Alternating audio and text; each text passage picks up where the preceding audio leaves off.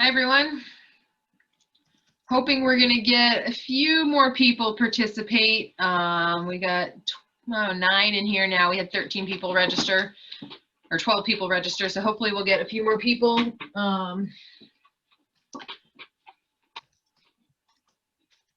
So we'll just give it a moment. We are recording this, so folks who can't make it can check out the discussion after the fact. So we've got some note takers, so we'll write up some notes as well. All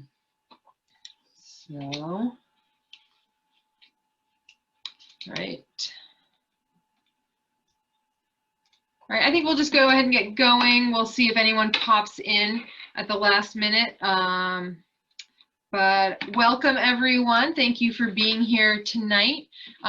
This is the second in a 4-part discussion series that is to help us work on the Newfoundland Lake Region Association strategic plan. My name is Rebecca Hansen. I'm the executive director with NLRA. We have a lot of familiar faces here this evening, a lot of trustees on the call, and some other folks I recognize. So I don't think I need to give a strong introduction to NLRA, but we are, our mission is to conserve the Newfoundland Lake and Watershed, and we do that through a number of different programs. We monitor water quality, we protect the lake from invasive species, we do watershed management planning, stormwater protection, environmental education programs, and we manage Grey Rocks Conservation Area in Hebron as well. The strategic planning process has been something we've been working on for a few months now. We're about to turn 50 as an organization. We were first incorporated in December of 1971. Kind of an important time in environmental conservation in this country. A lot of our legislation, the EPA, a lot of these, nationally, a lot of the environment became the focus around this time. So very timely for this organization as well. So as we turn 50, as you do on birthdays, we're looking back a little bit, but we're also looking forward and really thinking about what we want to see from Newfound in the future.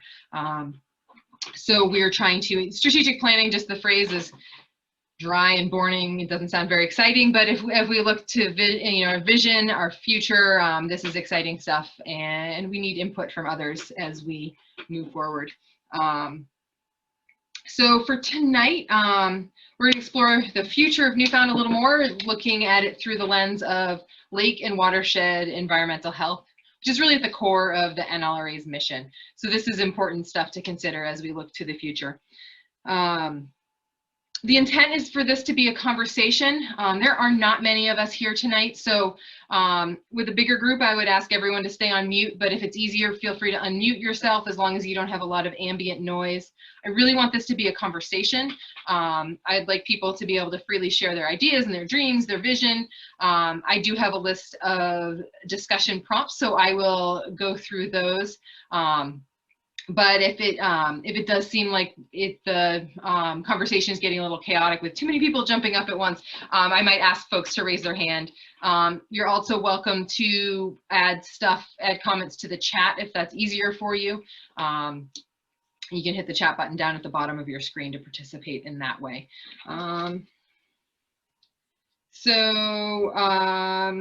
Yeah, that's about it. I think I'd like to start with everyone doing an introduction of themselves and how they, their name, where you live, and your relationship to Newfound and NLRA. And I will just, to make it simple, because we look like the Brady Bunch right now, I will just name everyone one by one. So we will start with Parker.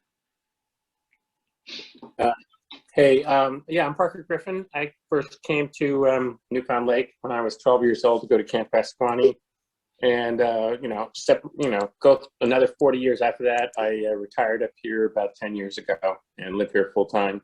I'm also a trustee of the NLRA, and I've been working on conservation for the last couple of years. Kathy, go ahead.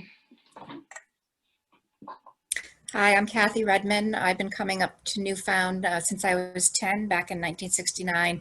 Family's been up here for a very long time, and Dave and I moved up here about 7 years ago, and I just enjoy getting involved in different things. Retired about 3 years ago, and just trying to be involved in the community, help where I can. Is it Betty or Bet?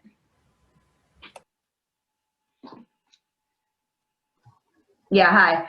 I'm Betty Bogora, and I've been going to the lake over 60 years. And my family built a cottage there, and our family shares the cottage now. And we stay up there for all summer, many family members.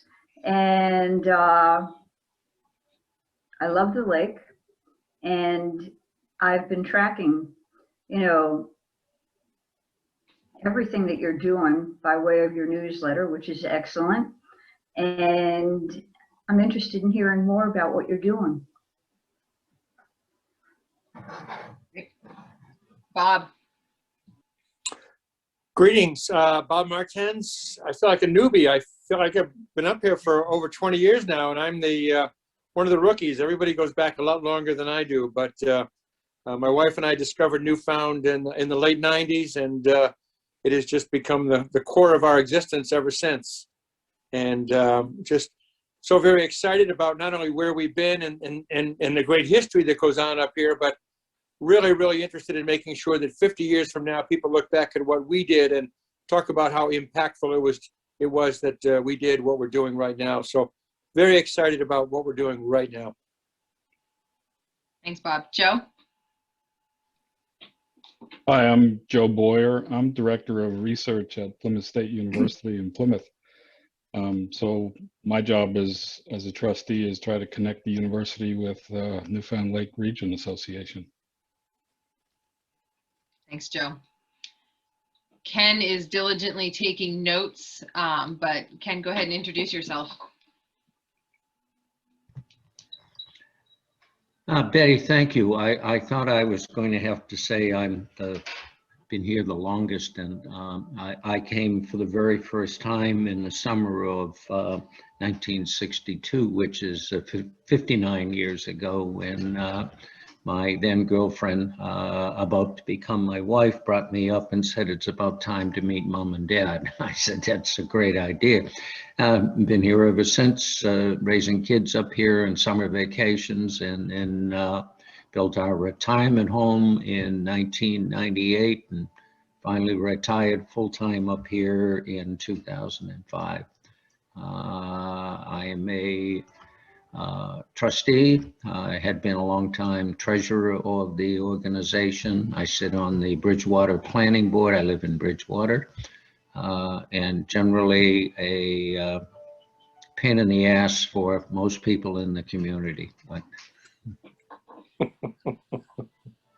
Andrew. Yeah, I'm Andrew Vayer. I'm the program manager at NLRA. I've been here about 7 years now. Moved up to New Hampshire with my wife about 12 years ago, I think, and got my master's at Plymouth State just before I started working here.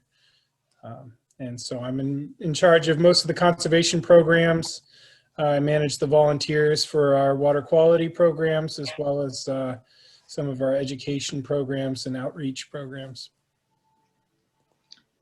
Thanks, Andrew. Karen? Thanks, Rebecca. I'm Karen Bemis, and I am the development director for the Newfound Lake Region Association. I've been working there about four and a half years now. And I came up here in the mid-'80s with my husband's family, and we bought a house in the 1990. Traveled a lot, moved a lot, but this was always home for us. It was where it was our stable place for our family to raise our children. And now everybody's grown. So about 5 or 6 years ago, I guess in 2015, Paul and I moved up full time, and we live here in Bristol. I'm also on the Bristol Conservation Committee. Great. And I'm relatively new to Newfound. I've been the executive director since October 2019. And what a crazy year and a half it's been. I did first come to Newfound in 1987 when my family moved from Tamworth.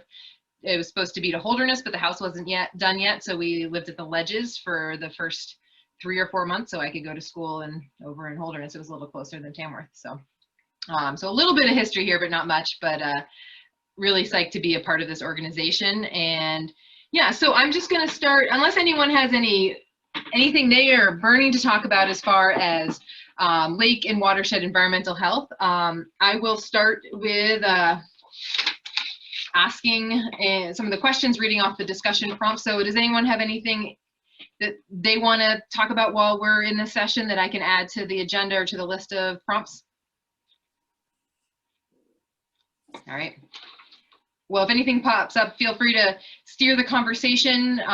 You know, there's just a few of us here, so I think we can have this be a little more conversational than if we had tons of folks in here. So yeah, so I think some of you have talked about this, but I'd love to hear about what folks, what you love about Newfound. I'm not going to necessarily call on people, but if you want to speak, you can raise your hand or just, you know, start talking. So yeah, what do you love about Newfound? And I will start calling on people if nobody speaks. So.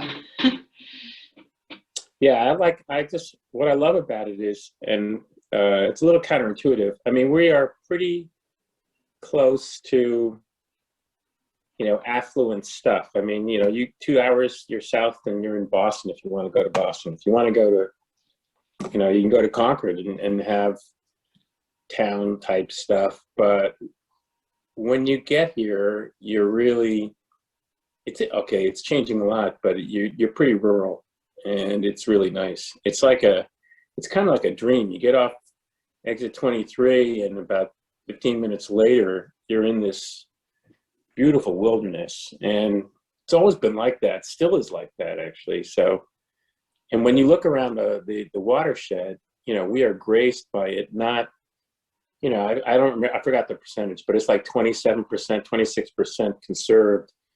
And that is pretty high percentage. And the hilltops are pretty, you know, there aren't too many power towers and wind towers and things like that. So it's really a sanctuary that is surrounded by, to the south, certainly a lot more development and affluence. But it still feels like a treasure, you know. I know there's a point on the highway when I just all of a sudden feel, especially when I lived far away for years. I grew up in Holderness, but there was a point when I fly into Logan from out west, and there's just a point on the highway where I could just feel that I was home. Kathy, I think you had your hand up. Well, the cleanliness of the lake, of course. I mean, that's a no-brainer. I'm sure we all know that. And just the fact that it's mostly private homes. It's not very touristy. It's not like Winnipesaukee. Like Parker said, we don't have to go too far to find, you know, things that we may need. But it's quiet, it's peaceful.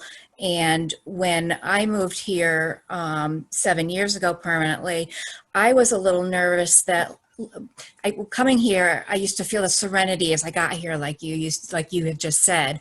And I was afraid once I moved here, living here year round, that I would lose that over a period of time, that it would just become normal. And after 7 years, it definitely hasn't. It's just so beautiful. It's just so nice. There's so many things to do outdoors, the kayaking, the mountains, the boating. I mean, you name it. You know, we have it at our fingertips. So, yeah. Especially during these pandemic times, it's been so nice to have all this stuff right here. And what a sense of solace that has given folks. So, other people that want to share what they love about Newfound? Just a quick aside. You know, in two things. First of all, non-pandemic, I'd be in Florida right now, and so this is my first winter up here in a couple of years. Having said that, you know, we're not suffering at all. You know, you think about how grand it is in Florida, and you know, we enjoyed every second of our time down there. But rediscovering the wonders of winter Newfound has truly been a delight.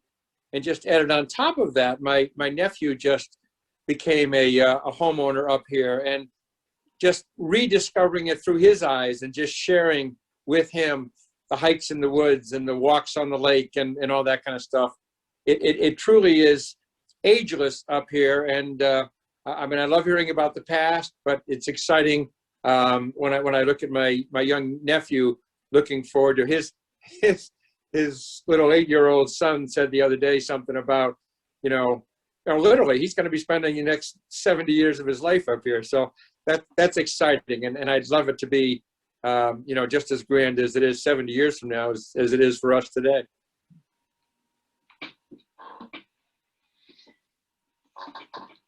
Anyone else want to chime in about what they love about Newfound?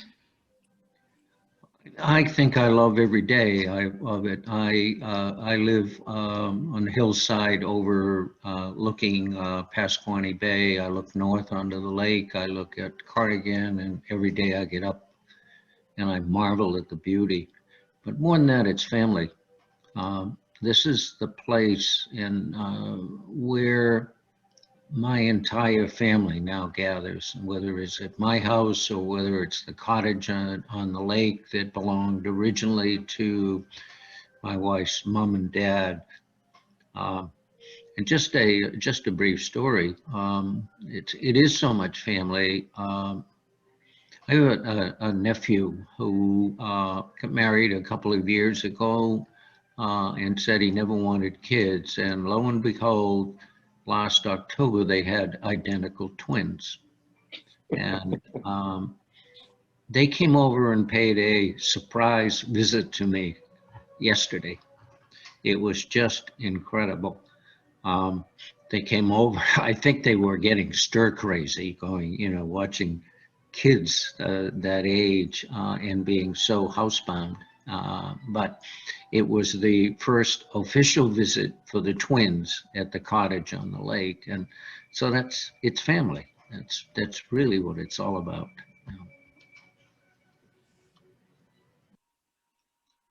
That's great. So what do you think is the biggest issue that we face as we're looking towards the future? What's the biggest issue that Newfound is facing?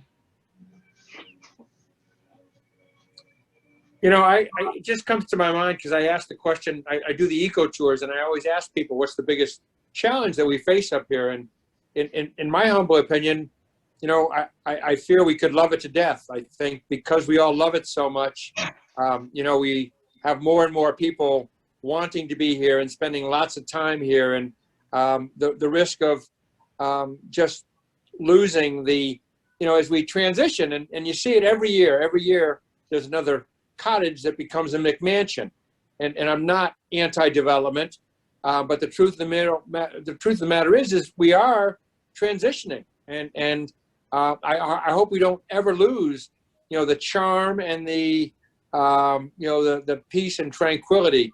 Last week we talked about some of the things that impact the lake, and everybody that comes up here buys a boat, and some of the boats are doing damage to the shoreline now, and so I think one of the things we have to worry about is loving it to death. And I think we need to think along those lines. Yeah.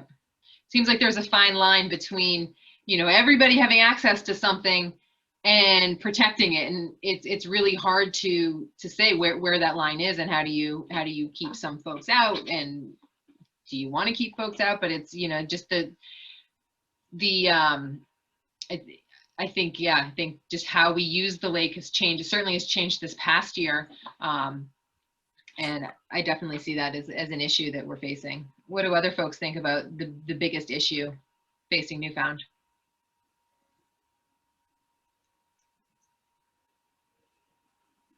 I think climate change is an issue. I mean, there's no question that things are changing. Things are becoming more extreme. Extremes of temperatures and general warming for sure, but weather patterns which are less predictable and a little bit more extreme. The good news is that we're surrounded by fairly resilient forests. The bad news is that we have a lot of hills, and we got a lot of streams coming into the lake, and we have to think about riparian buffers and stuff like that. But that I was going to go back to growth though. The average growth in the last 25 years in this area has been about 1% a year, and it goes through little spurts, and then it goes through a period. It goes through spurts when things speed up. Like now, I'm sure, you know, I've got 3 new houses going up on George Road where I live right now, people moving away from Massachusetts. And so I think we're in a growth spurt. But if history's any guide, you know, it's been about a flat 1% per year over the last 30 years in terms of growth. But I do think loving it to death is an issue. I just don't think I think the best remedy for that is education. Everybody's got to buy into keeping the lake clean. So everybody needs to be informed, and all the new people who show up here. Anyway, sorry to go on. No, But I mean, I think you can't stop people from buying land in the United States, really, and they're going to show up, and then you got to educate them that this is a precious gift that they've been given. Yeah, and I know that population estimates can be tricky because you get them for countywide, you get them for townwide. It's hard to know what's in the watershed and what's not. And are we counting population versus the number of homes, which, you know, especially in a place that has a lot of seasonal homes, it's hard to know how that population or the growth rate is different than the building growth is different than the population growth. So it's hard to track those numbers as well. I think a big aspect too is taking things for granted. Like you say, a lot of people have been up here for a long time, and they've seen the changes. And if you recognize those changes, you can respond to them.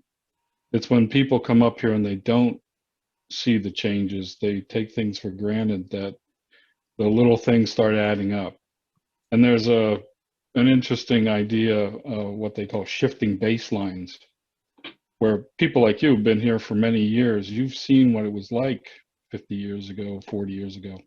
The people coming in now take the conditions right now as the baseline that they're going to be comparing things to in the future.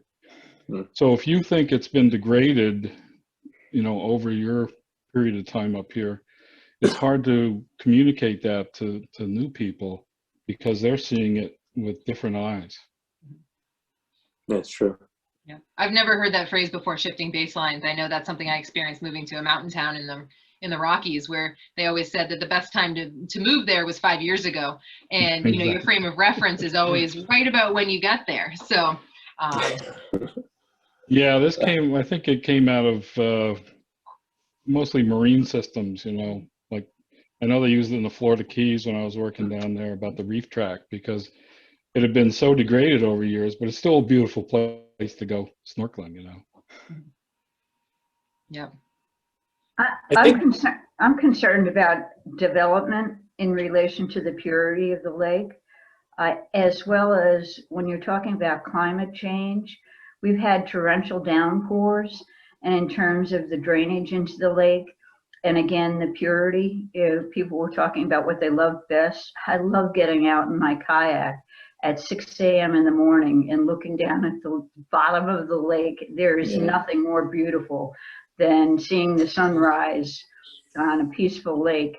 And I really do get concerned about the purity and, you know, the infrastructure that the towns have and the coordination between the towns too, as development occurs in relation to the purity of the lake. I am very concerned about that, as well as with climate change and the torrential downpours. And I think we need to look at that. You know, it's always nice to hear that it's not just people from Bridgewater, Hebron, you know, Bristol. It's the whole group, and that's one of the things that I like about the Watershed Association, is that it's more than just one group. And if we can look toward working together on some of those issues, that would be great. And bring some of these new young people along with that.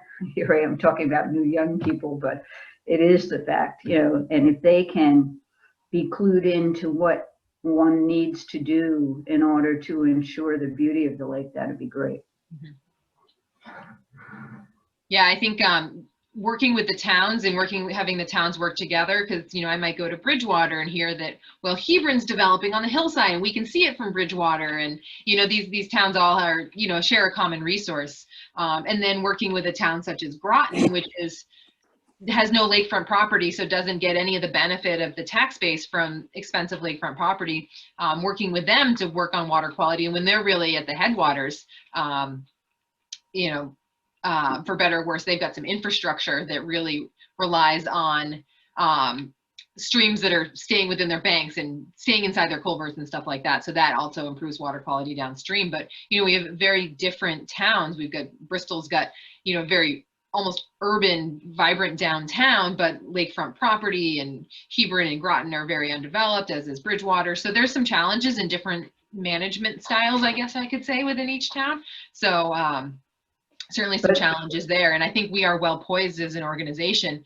to be to pull these groups together in the name of watershed and lake protection. So I think these are good And points. again, in terms of strategy, you know, to have a strategy and to focus on 1 or 2 points that can draw us all together, yeah, would be great. And being able to pull them together and not have Bridgewater say, hey, Hebron, stop building on the ridge line, because Hebron could say the same thing to Bridgewater too. So, but I think also your comment on climate change and how you can't pick climate change out of any of the other issues we're talking about. When we're talking about stormwater, you know, it's an issue anyway. You add climate change into the mix and we're dealing with, you know, these more frequent, very intense storms. It's compounding a lot of the issues, and it seems like it's happening. I'm not, Joe, you probably know better than I do, but it seems like things are happening faster than we expected, and it's hard to predict. I mean, just look what's happening across the country this week. Other comments about... Rebecca, yeah. I do want to say thank you to Joe for this concept of baseline, because it really puts in perspective exactly what I've been trying to express for so many years. And I think Betty and Kathy, certainly since they started coming up here, I guess as kids, and had parents that bought houses or built houses up here. And I reflect back to my family's history, my wife's family history on the lake. They bought a lot in 1954. And in 1955, they cleared the lot along with 2 of their neighbors that were friends who had bought contiguous lots. One of them built his own house. The others worked with carpenters. And for years, they would come up for 3 seasons in the year. And when it came spring, they'd come up and rake the old leaves out, or the fall, they'd rake the leaves up. They'd come up every weekend, and or for weeks vacation, they'd work on the house, they'd paint the house, they'd improve the house. And they really, I don't know how else to say, but they got married to the lake. They appreciated the lake. And now what we're seeing is people from afar buying properties in the millions of dollars without even seeing them. And I wonder, yeah, it's a change in baseline, but will they ever have the same appreciation for this lake that people were here so many years ago did or do? That's a real question for me. I think just how folks are using the lake too.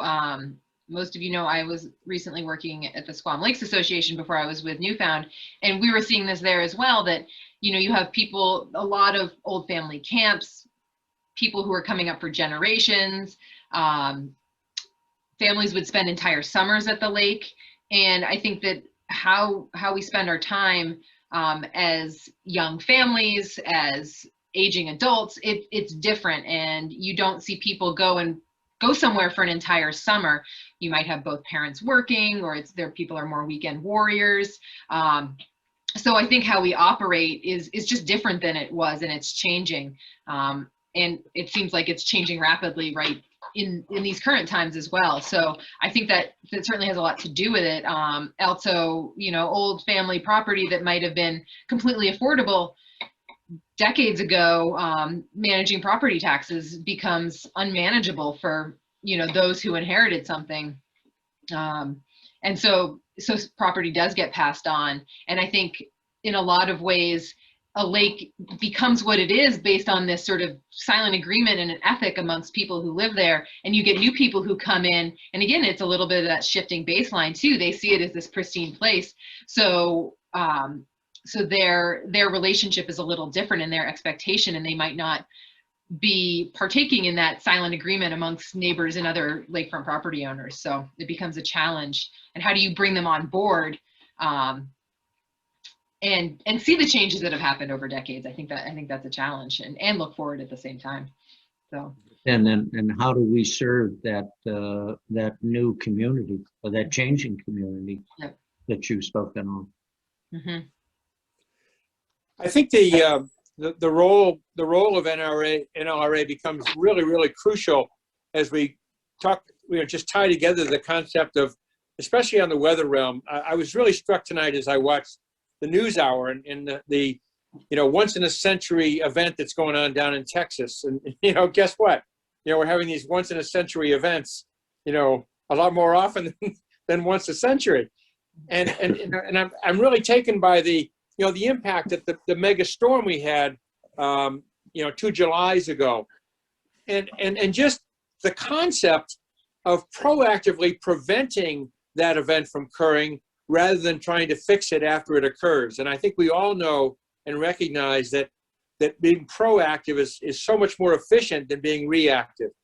You know, you can never afford it, but you can always afford to fix it, right? And I just think that our money, the vision we need to try to, you know, anticipate where the problems are going to occur when we have when we have 5 inches of rain in an hour, and the damage that's going to do on our lake. And how, you know, what we can do to prevent those kind of things from occurring. Well, other than talking to God, Bob, it's pretty hard to. Sorry. Well, that's why we have you here, Parker. Thank you. No, I was gonna. It's okay. I'd like to. I think part of the NLRA mission has to be over time. I can't hardly say this, but I think, you know, when you show up in a new neighborhood, you have a look around and you see what is considered to be the right thing to do and what's normal. And I think the NLRA has a role to play for people who show up in the newfound neighborhood, whether they're new people buying houses or even people who are here for just a month or whatever it is. And I think you know, social media has a lot of pluses. It's got a bunch of minuses, but one of the things that I think, and those of you who know me know this is a broken record, I think the social media profile of the NLRA has improved so much that I think people can see and hear what we believe, what the NLRA believes, and what's the normal way to behave, what's expected. I think that's got to be part of the mission, which is so that when people show up, they look around and they see, oh yeah, you know, the NLRA is here to protect the watershed, and people here kind of cooperate with that, and they get educated and they do things to manage their own properties responsibly and that kind of stuff. Mm-hmm. Yeah, it's part of the mission. That kind of leads you into a value idea. I mean, we have lots of different ways to value things. We value them, you know, in our brains, in our heart, and in our pocketbooks. And sometimes, you know, you need to exploit all the different ways that you can to impress upon people the values of the lake to this region. I mean, if you talk to a business owner down in Bristol, yeah, they get it, you know. But if you talk to someone who's coming by, you know, just for a short time visiting, you know, they say it's beautiful and things like that, but how do you really get to them the value that this provides value added nature to the whole community in general. So that's something I think that NLRA works on, and that's something that we should continue to work on. Yeah. Yeah, we still have a long way to go in our outreach, but really trying to convey ourselves as a resource for the community as well, and have people, when they have questions about, you know, what's this floating in the lake in front of my house, or, you know, what kind of permit do I need for this? Can't necessarily give them the answer for that, but we can help navigate them to the right place, and really providing a resource for, you know, lake-friendly living, lake science. We want to be a resource for the community, and I think we're trying to sort of nudge and elbow our way into that so that we can be a resource for folks, and so that they can come to us that way, if it's not through, you know, what they already know about us. So yeah, you need to get a handle on it. You know, there are a lot of people that live in the watershed don't really use the lake, but we need to, you know, make an impact on them. And one things I always used to say is, do you like to fish? Oh yeah, I love to fish, you know. Okay, now we got an intro and we can talk about the lake and the management and all the other aspects of it. So you got to find something that connects them to the lake. You know, we're the choir. yeah, exactly. Yep. But if I've learned anything, it's that, you know, this is you know, the community is strong, and it's a very place-based, and people have a lot of pride in where they live and what their neighborhood and this area is about. So trying to meet them in a place where we're all kind of working towards the same thing. We just have to find what is that common ground that where we're gonna meet them. So other important issues that Newfound is facing. And we can think a little broader too, not just, we talked a lot about lake health, but this session we're talking about watershed as well. So are there specific land issues that are important? I did hear a little bit of development, but any other issues that are important to consider?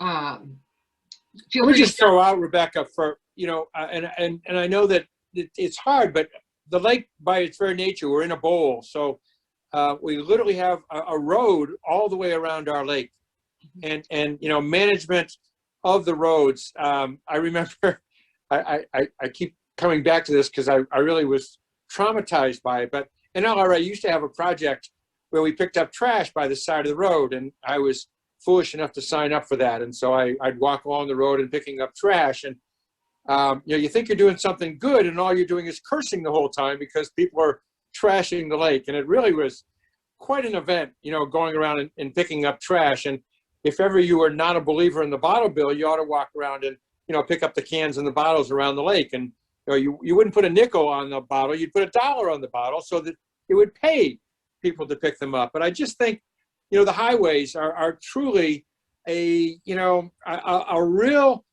vital source of what goes into the lake, because they surround the lake. And, you know, whether it be salt or whether it be trash or whether it be runoff, all of those things, you know, are really dramatically impacted with the roads. And I guess, you know, as far as the highway departments and working with them to make sure that the runoff is as efficient as it could possibly be, so that the water does get filtered before it dumps into the lake dramatically. And we see what happens when it does dump into the lake, especially when there's snow on the lake. It just, you know, it creates an amazing dumping effect when we see, you know, what the highways and the byways do dump on our lake. So I think that's an area where we can always strive to do better than we're doing. And I know it's a challenge because they don't work for us.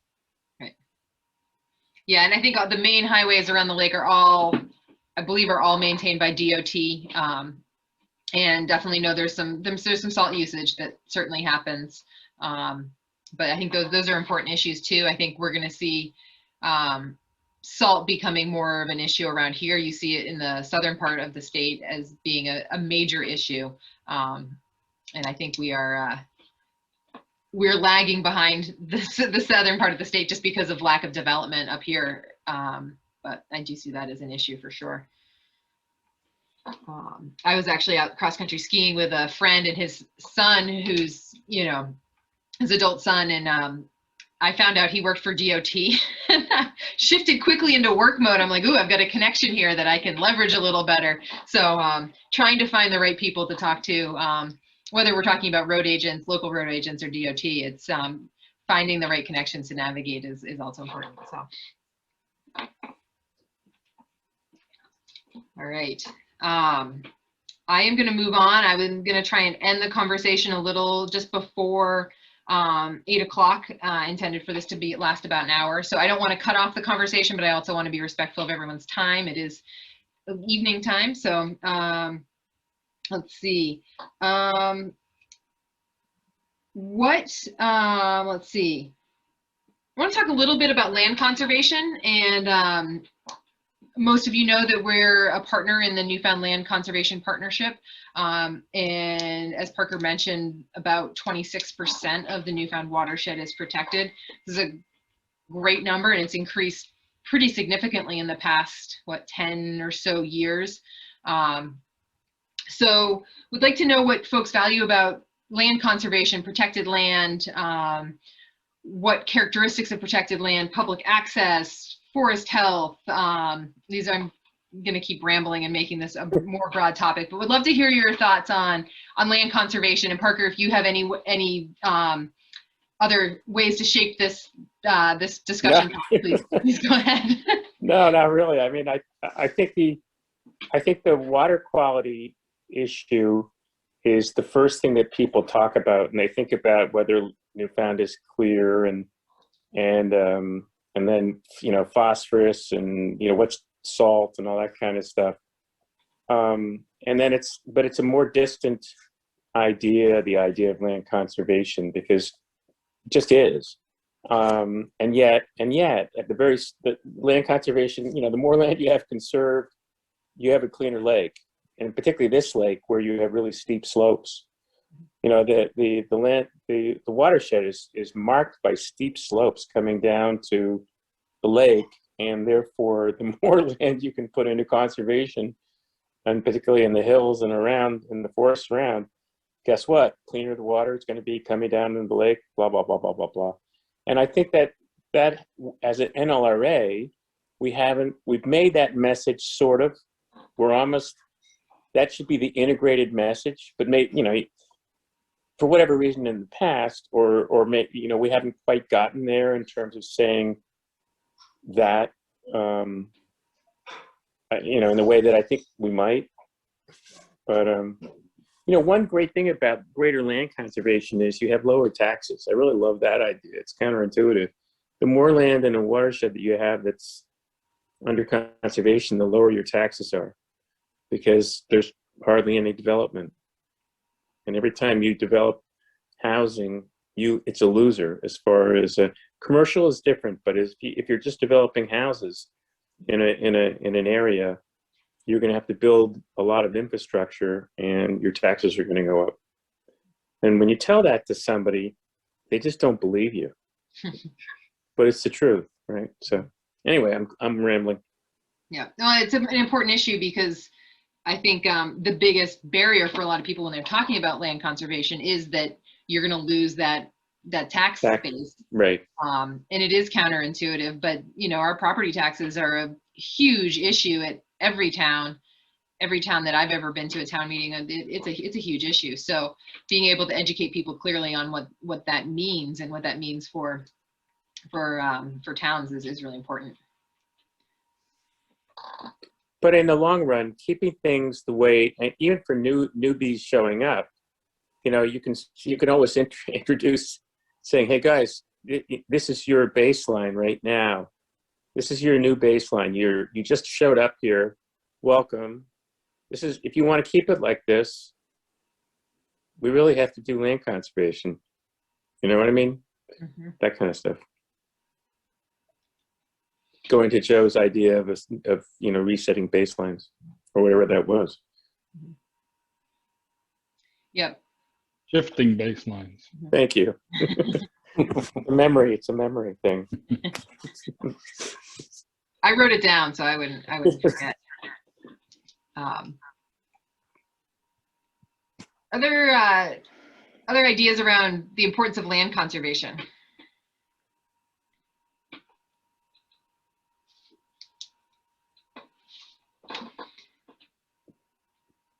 I agree, Parker, that I think communicating that better, and it is not just about the threat of housing development, but most conservation easements, if they allow logging, there's a certain forest management plan that needs to be practiced, because it's not just homes that are going to be causing more erosion. It's, you know, certain types of forestry practices and road development. So you might have a steep slopes. Some towns have steep slopes ordinances. Some towns have no zoning in the watershed. But the you know, steep slopes are, you know, there are ways to get around that. So, you know, building driveways, homes in steep slopes certainly is, you know, some of our most erodible areas and can certainly impact water quality very quickly. So the best thing to do is to maintain a, you know, that forested filter that allows water to infiltrate into the soil instead of just running along carrying whatever it picks up with it and dumping that into tributaries, which then gets to the lake. So I think it's important with land conservation, putting things in easement like that, that it's not perceived as taking the land away from people. Yeah, you can't develop, you can't put a house in it, but you need to make it open and say, we're putting it into conservation to make it available to everybody. And you have to make them welcoming areas, because then you have a totally different message about, you know, taking land out of development and putting it into conservation. It's not taking something away, it's giving something out. Yeah, it's a really good point. It's really a good point. Because there, you know, I was going to say that one of the nice things about the partnership is that there's, you know, there's a bunch of organizations that are part of it. And each of those organizations has a bit of a different view about conservation. I mean, I don't want to make too big a point about it, but, you know, the Forest Society is one of the partners, and they think managed forestry is really a reasonable thing. You know, Lakes Region Conservation Trust is, you know, their trustees are much more, they tend to be forever wild type. You know, they let stuff happen if it was already happening, but there ain't going to be any new stuff happening. So, and I think they're very careful about managed forestry on their properties. So we have both organizations in the partnership, and they, you know, their easements are a little bit different, and that's good for our watershed to have a little variety. yeah, I think LRCT has got a great focus, especially as of late, on access to and maintaining public access to easements and fee-owned properties as well, because, you know, that is another benefit of conserved property. If it is, and not all conserved property is open to the public, but it does make for a great place to access the outdoors. So yeah, I mean, that's a great point, Jeff.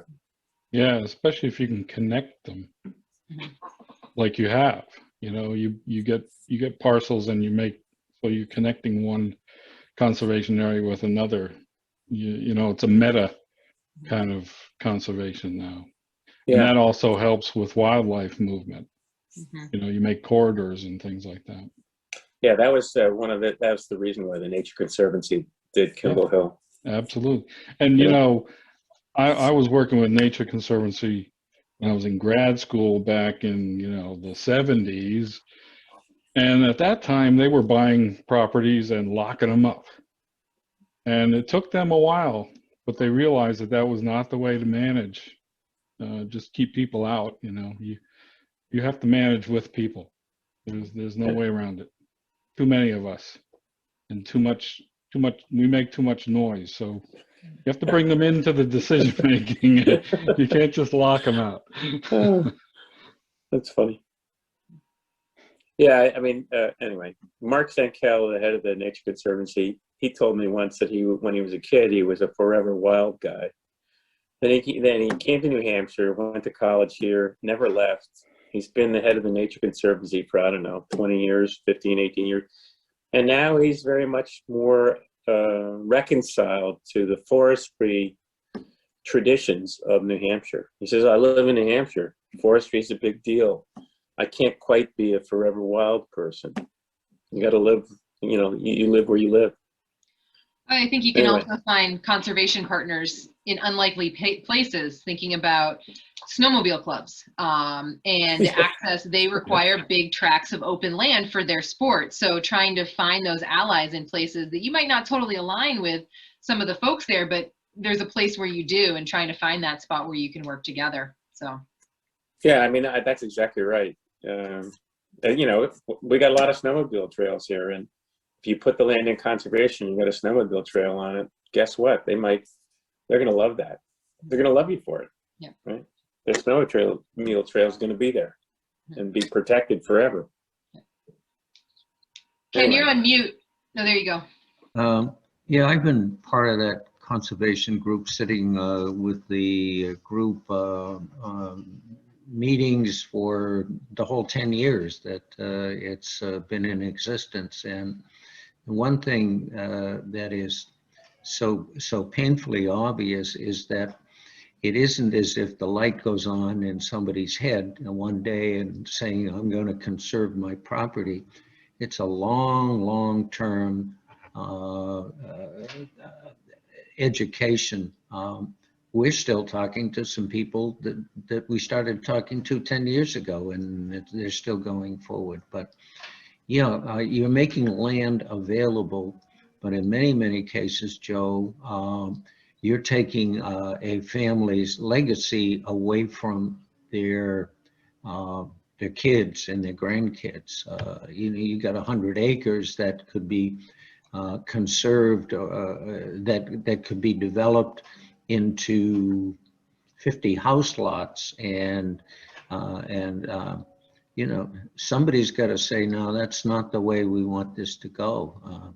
I guess it's easy when you get to the point where the family is just at the point where they're ready to move on it, and for whatever reason, but it just doesn't happen overnight. But you know, No, that's your classic economics, you know, opportunity cost. I could make more money doing something else. So you have to make it worth, you know, you got to make it worth a while.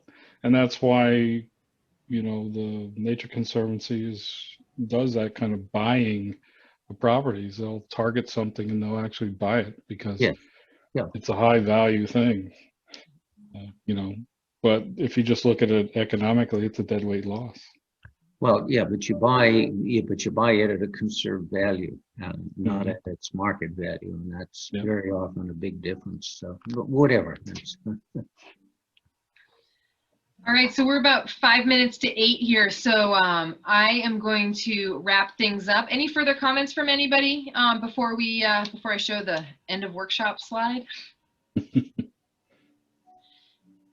All right, so I am going to just pop this up. I made a last minute change, so the formatting's a little funny. Let's see.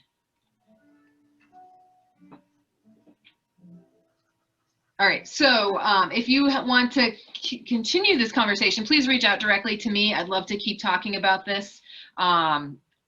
I know a number of you have probably already filled out the survey, but we do have a community survey where we're asking questions a little more specifically about NLRA and how we're doing and where we should be aiming. And we also have 2 more sessions coming up in the next 2 weeks. So we're doing them on Monday or Wednesdays at 7 o'clock. Next week is education programs. And then on March 3rd, we're going to talk about Grey Rocks Conservation Area. Andrew, did I get the date of the State of the Lake correct? Yes. Okay. So we are doing this is our 2nd annual State of the Lake, where we are going to, Andrew and I will present on the most recent water quality data that we have, all the work that's been done in the watershed, specifically in the past year, any trends we're seeing. We did the first one of these last year. We'll be continuing this, and this is a way to just present what's going on in the Newfound Lake and watershed. So My mistake, Rebecca, it was the 25th. 25th. Okay. All right. Update your calendars. March 25th. Is that a Zoom? It is a Zoom. We are just planning for Zooms for the foreseeable future at this point still. Yeah, hope to see you there, and we will be more specifically talking about data and watershed planning and things like that. So, all right, and I will send a follow-up email hopefully by the end of the week or early next week, just with a little more information. And we are trying to get these recorded sessions onto video up on our website. So if you had so much fun tonight, you want to relive it, then you can come back and watch it, or just send some more information our way if you've got other comments that you weren't able to share this evening. But I'm really grateful that you were all able to spend an hour to talk about lake and watershed environmental health. I really appreciate all your comments and questions and ideas, and look forward to hopefully seeing most of you, all of you in person at some point soon. So thank you, everyone. Thank you. Thank you. Good night. Good night, all.